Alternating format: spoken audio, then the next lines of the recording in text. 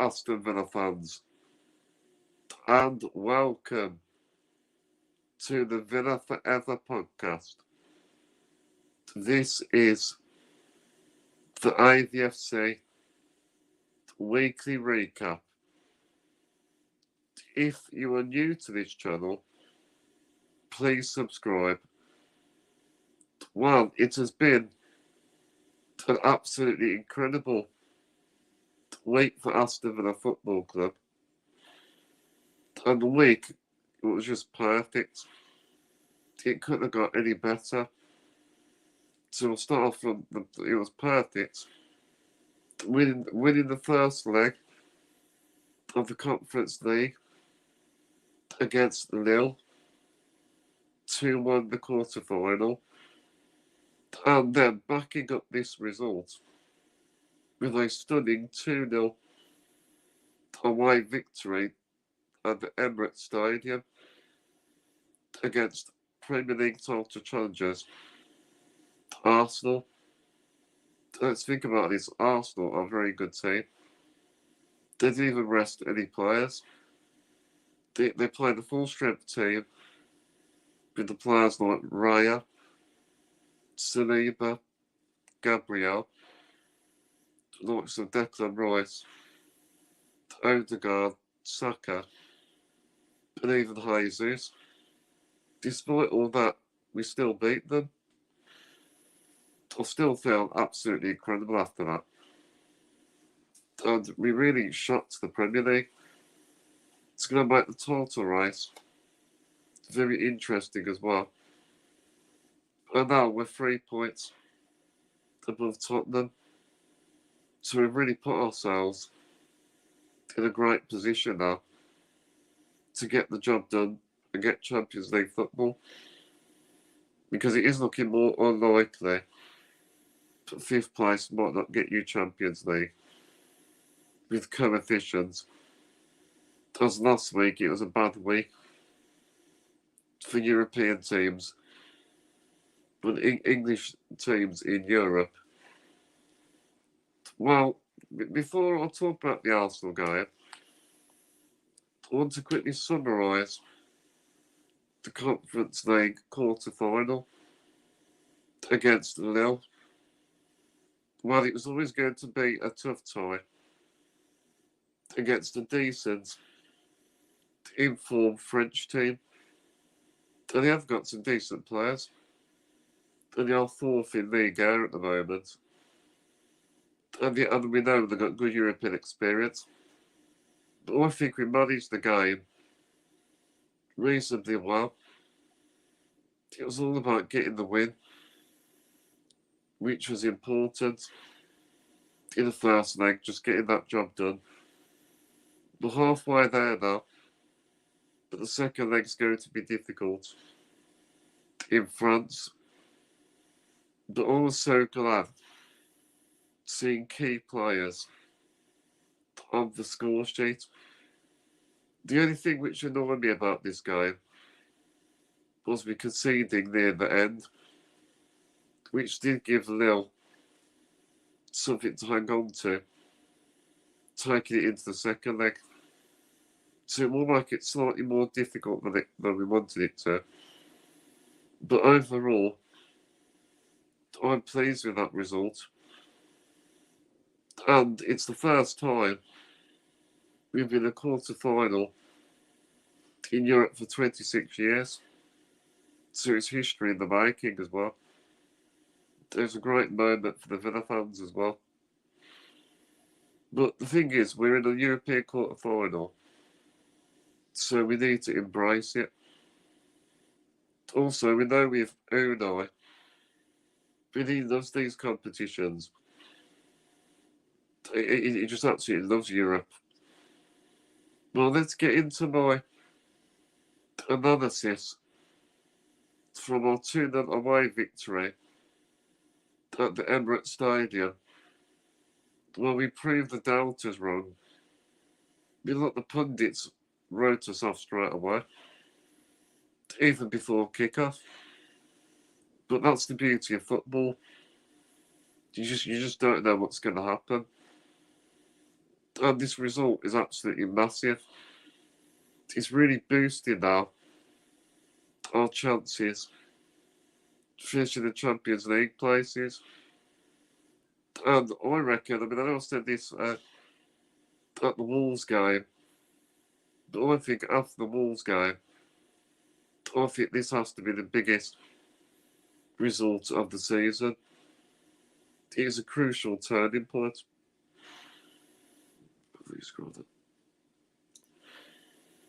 And we've really changed the title race as well.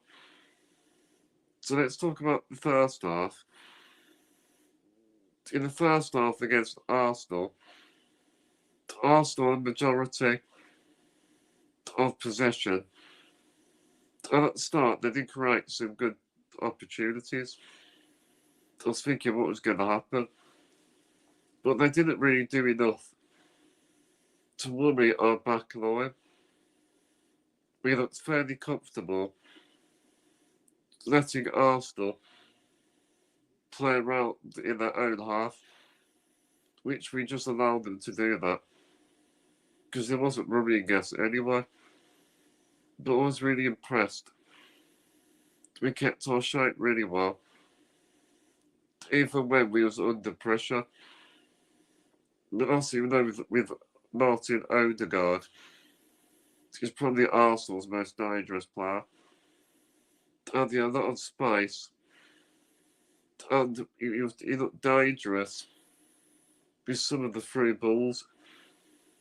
And he looked like he was going to make something happen outside the box on a few occasions in the first half.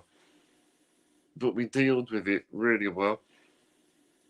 Also, another thing I want to talk about in the first half, I think Arsenal, compared to the second half, were a lot more fluid, moving the ball in possession. Not like the second half, which I just said. But also, I have to give massive credit to our fantastic goalkeeper, Yashin Award winner, EMERY Martinez. So many times, he denied Arsenal, made himself big in front of the goalpost. On a few occasions, number one goalkeeper in the world. But I think Martinez, I think he enjoyed this game, especially against his old club. But another big thing to mention in the first half, we hit the woodwork twice. So actually, even though we won 2-0, we probably could have won this game 4-0 with those two chances we had, which hit the woodwork. So we should have scored more. Watkins was very unlucky to be denied. It was a real good effort by Watkins. And Watkins caused so many problems to Arsenal. Running in between the Arsenal centre-backs, in between, causing Gabriel and Saliba a lot to think about. Especially when we use that ball over the top. Then I have to talk about Yuri Tielemans. That was a wonderful strike off the woodwork. A lot of Villa fans and I felt like this, but I thought it was in. It was a real clean strike. He hit it sweetly. And we know from his Leicester City days, from Leicester City, that he always likes giving it a go with long range shots. And I always like midfielders or anybody in the team who give it a go. I'm not afraid to take a shot. So yeah, that ball was hit sweetly. Well, let's talk about the second half. In the second half, we had a far better team. We come out a lot more stronger. And you can tell that Unai his team tour was very beneficial. We controlled possession so much. I'm frustrated. Arsenal very well, but I have to give credit to Unai Emery. It was a tactical masterclass. He got the game plan spot on. Also, I have to talk about our centre back, Diego Carlos. He was absolutely colossal at the heart of defence. Physically, he outmuscled the Arsenal attack. And I always prefer it when we start Diego Carlos. Defensively, we seem better, especially physically as well. As well, Diego Carlos, he really stopped the Arsenal attackers, especially Gabriel Jesus. We had him in his back pocket the whole game. And towards the end of the game, and I heard this interview with Watkins said the same, but Arsenal were physically drained. They started to look tired. And John McGinn in this game was superb. I mean, he always plays well anyway. But in these games against the big teams, he's always got an extra fire in his belly, which makes him more determined to do well in these sort of games. But John McGinn had a lot of space to move forward. He had so much room and space to turn that he was really pulling the strings in the midfield. Then in the second half as well, some of the substitutions worked. We brought on Leon Bailey. And to be fair, I think it was a good choice starting Moussa Diaby, because Leon Bailey is a great impact substitution, especially used for in these away games, stretching defenders with his pace. On the 84th minute, we found a breakthrough with Leon Bailey. He deserved his goal, and it was a very good reaction for him. The right place at the right time. Then, a few minutes after, not long after the Leon Bailey goal, then Watkins put the game to bed, breaking Arsenal fans' hearts with a beautiful chip. And we know that Ollie Watkins, he supports Arsenal, so he scored against the team which he supported as a boy. But I bet the Arsenal fans didn't like that. It was a beautiful chip over the goalkeeper. But I think that goal that he scored has definitely landed his place on the plane in Southgate's England Euro squad.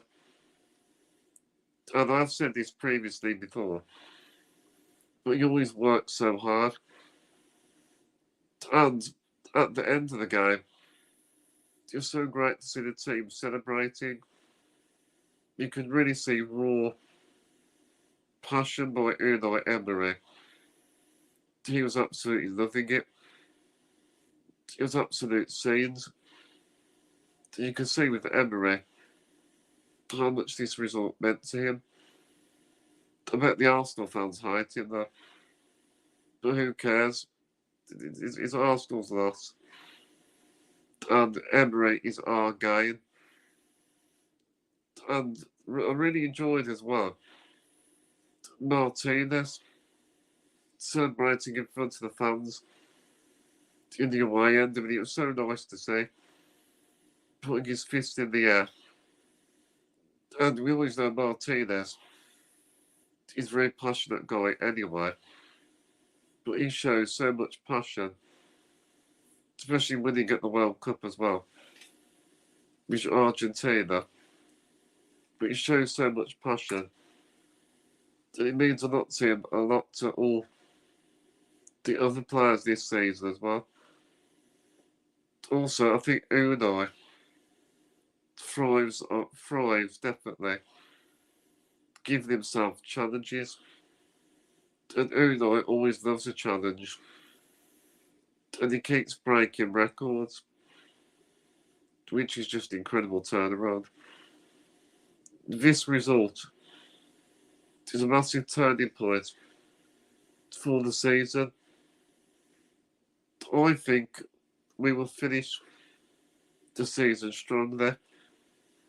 And I'm going to be a positive fan. So let's all be positive. Finish this season strongly. But if you look at the next fixtures we have, we need to believe in this team. And we've got a game against Bournemouth on Sunday. Obviously, before that, we got the Thursday in the Conference League quarter-final. Then Sunday against Bournemouth. So we've got a lot of big games coming up. But I think that there is some winnable fixtures we could get towards the run into the end of the season. And I think this team deserve Champions League football.